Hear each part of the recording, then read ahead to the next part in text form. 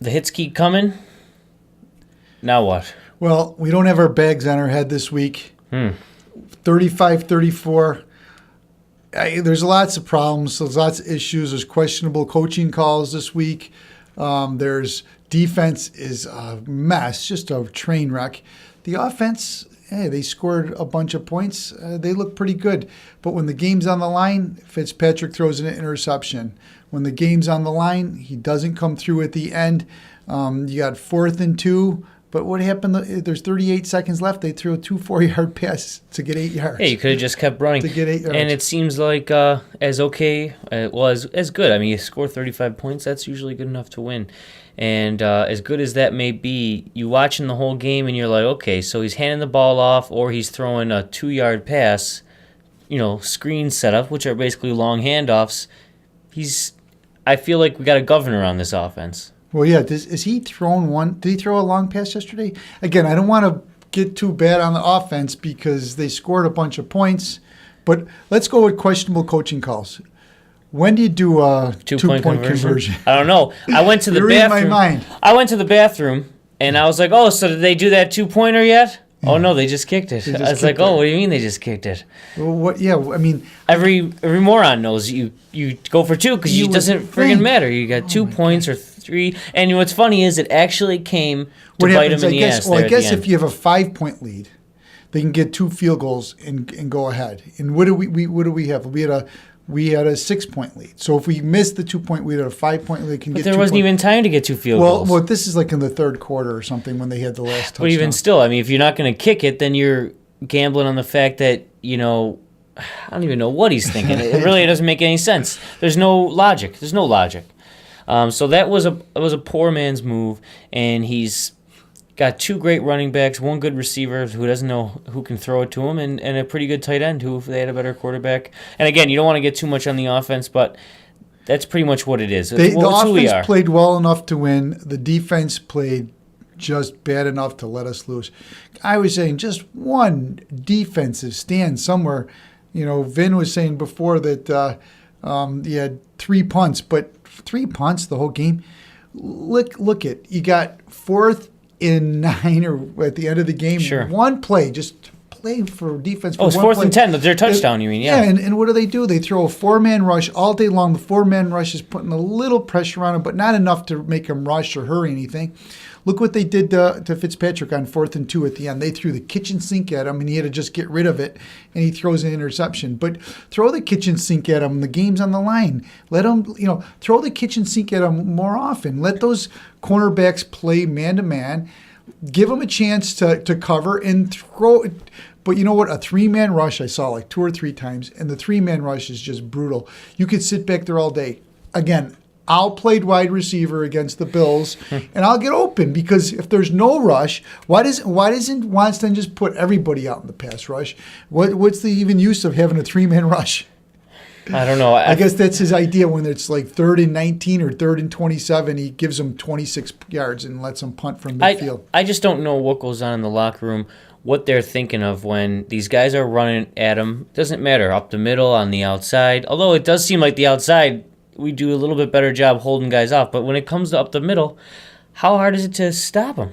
Well, it's not so much up the middle. They kind of go towards the middle and then they veer off a little bit. Sure, but still. Now, I'm going to play a clip from Bill Polian today, what he saw on that long run, and we'll let you listen to that right now.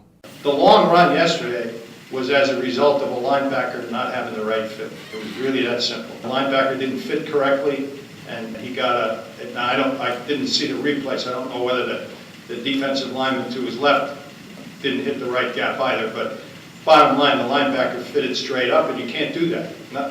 That's a 3-4 play, which they used to play, no pun intended here, but that's a 3-4 technique as opposed to what Dave wants, which is where you have to take a side on the guy. You have to spill or contain. And that's very technical, but very critical.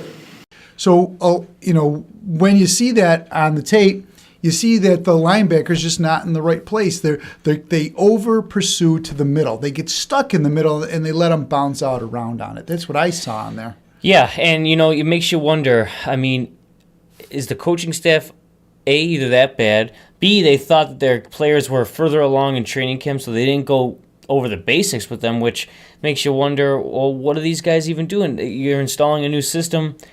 Do you even know how to do that? I mean, what do you... And what are these new guys doing? We have on the phone right now, calling from Williamsville in New York, my namesake, Vincent M. Latempio. My cousin, Vinny. What did you see with regard to that, Vin?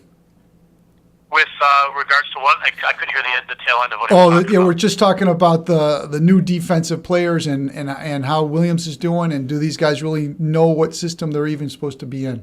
Well, I think part of the problem might be Wannstedt himself. I think he's trying to manage the defense like you have a guy like Fitzpatrick manage the offense. I think that my first comment would be, how could so many experts across the NFL and the media, the pundits, how could everybody be so wrong about that defense, the level of talent we were supposed to have?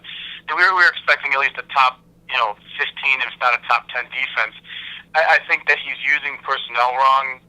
Merriman's back. I'd like to see him play linebacker because we're short of talent there. But I think the real problem with the defense may be the fact that Wannstedt's too conservative and we don't have enough talent at linebacker. You were talking about the play where the 89-yard run where the linebacker ducks inside. I think it was Nick Barnett. You got a 9 or 10-year veteran out there, and he's ducking inside when he should be covering that gap. I mean, that's just a rookie mistake, in my opinion. So I think that you've got two things going wrong with the defense. I don't know how so many people could be wrong.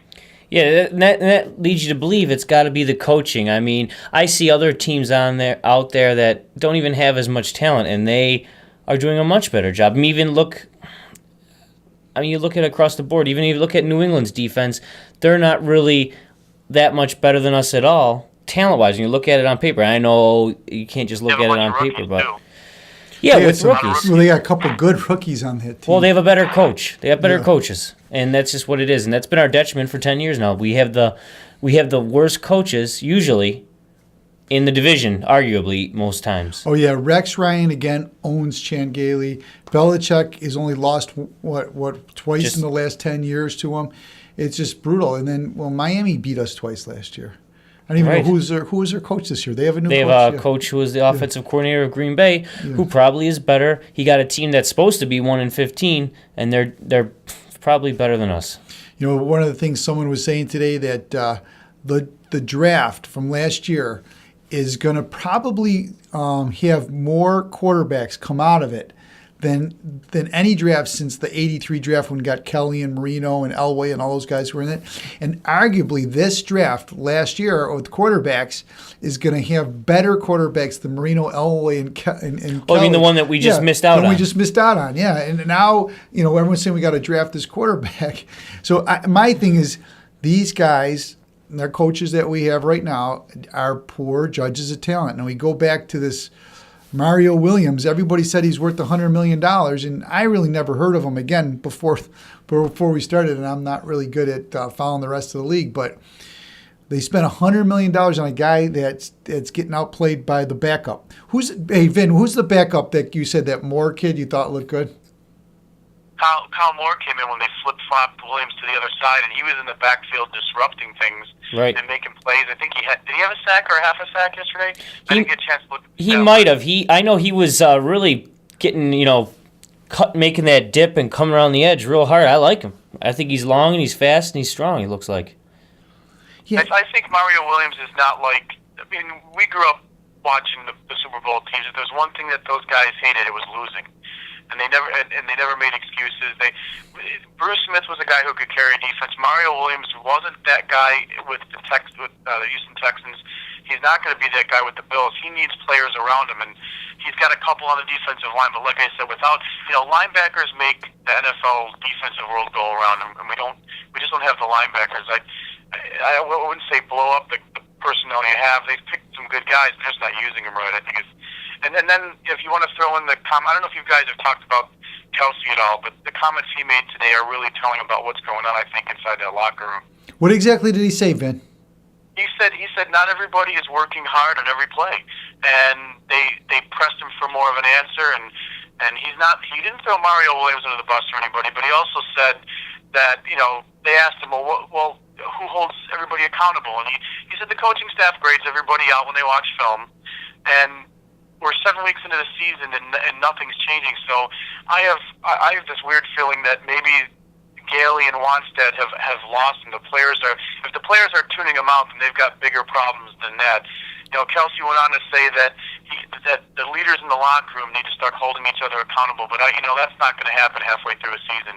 Either you have strong leaders from the get-go or you don't, and I don't think there's a presence there's no one in there that's going to stand up like a Bruce or a Thurman or a Talley that's going to grab everybody by the throat and make them follow them. Yeah, and if you don't have that player, if you don't have players like that, you got to have a coach that does that. And it seems like, and let's give Wannstedt the benefit of the doubt. Let's say that he is a pretty good coach. Let's say he does have a handle on it. I don't think these guys are good motivators. I don't think they're leaders of men out there on the field, neither one of them. And you need a head coach to bring it all together. And I've said this before on here, someone like a Belichick who they say, defensive coach. I mean, he's sitting there coming up with game plans with Tom Brady, yet our coach, Gailey, he said in the paper today, if you read it, that he hasn't looked at the defense deep enough, or he said something along those lines where he just lets the defense do its own thing. Head coach can't do that. He's got to be on both. He's let Wannstedt take care of it. But if you look at Wannstedt's track record when he was head coach of Chicago, you're kind of getting the same kind of team there.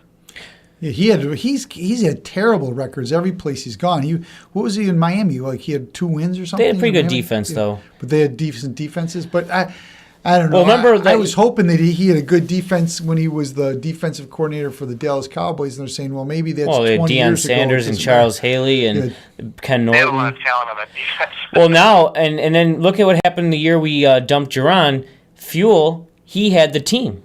And we came out and we were kicking people's ass. And even though we still, I think we split the rest of those games, our guys were motivated to play. It's not all about knowing. It's about, feeling up to the game. You got to be kicking these guys' asses, the other team. I mean, well, that's why I was hoping Merriman, if he was in the lineup, he could do that. He looked good. He was there 10 games, but they cut him. He's back and forth. How much control? But you need those veteran guys on the line, and that's what Kelsey. Maybe he's the most veteran guy on the team. He's opening his mouth and he's trying to get these guys fired up. But they need something right now. What they're doing isn't working. And he looks good, and he's always been a kind of weak link on the line. People have always talked about him like that. But when I'm watching these games now, I see him as I'm watching him like he's better than everyone else. Better than Anderson, who he's been sitting on the bench for. Well, he's injured now. But I'm just saying, I think if Anderson comes back, they should split time him and Kelsey. They were, though. And maybe Mario Williams should split some time, too, because the guy is not performing. He cannot shine Bruce Smith's left shoe. No, and he's been playing the most of any defensive lineman in the league. The most percentage of plays. He just doesn't do much out there. And I haven't seen him. I'm like, where's the move that you put your arm up and you spin around and you go? He doesn't have a move. He kind of just gets tied up every single time with the guy that's in front of him. Maybe Kelsey was calling him out like Vin said here. Maybe he isn't playing that 100%. I know earlier in the league I saw him, he was dancing. He's playing cha-cha with the other guy. And I was like, is this guy really going at it? He looks like T.O. out there. When T.O., remember, a couple of years ago, there'd be a run play or a pass to the other side, and he would just stand up and that'd be it. He just, We know he wasn't going to get the ball. He wasn't going to do anything. Yeah, so just telegraphing to the other team. So who knows? All right, Finn. Well, we appreciate the call. We're running on time now. We're about 13-minute mark right now. Sure. We just try to keep these in 15. You got any last-minute comments? We really appreciate you coming on. Well, I just hope that they get a little more creativity into the defense and maybe, find someone on a practice squad. They signed Chandler, the tight end off of Dallas' practice squad. Maybe they can scour those squads and find a linebacker. Yeah. But thanks for having me on, gentlemen. Okay. Sure thing. Have a good one. All right, thanks, Finn. Well, that's certainly a thought, but, scouring the practice squad means that you're probably not, forget a Super Bowl. You're probably not going to whiff the playoffs. I mean, it's just not going to happen, unfortunately. Yeah, well, last week at this point, I said I was going to wear the Sabres uniforms, and when they lose, I think I'm going to be wearing them for a while.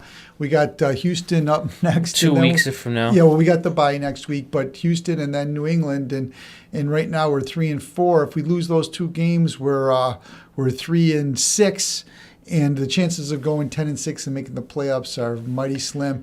If we could, let's look at it. I mean, 3-6. That's 9 games. You got 7 games left. In order to go 500, you're gonna have to go 4-3 on those games, right? Or 4-3. We'll have 7 wins. We'll be 7-9. It'll be a Dick Duran season. And if they do a little bit better than that, they'll go 8-8. We'll get a mid-round pick. They'll pick another cornerback. I was wishing they running would back. have You picked get a running back. I would look up linebacker. Look what New England did with like the 18th pick and the 26th pick. They got 2 vicious defensive linemen and a linebacker. Yeah, right. Just guys that will tear your heart out.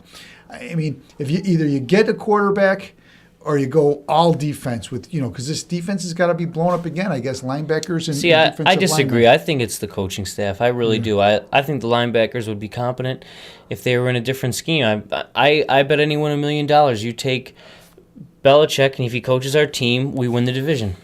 Well, that's I guarantee it. That's the old Don Shula used to say Bum Phillips said it about Don Shula. He'll take his'n and beat urine. He'll take urine and beat his'n. So bring back Bum Phillips and Don Shula and the boys. I wish we could bring back Lou Saban. Lou, where are you?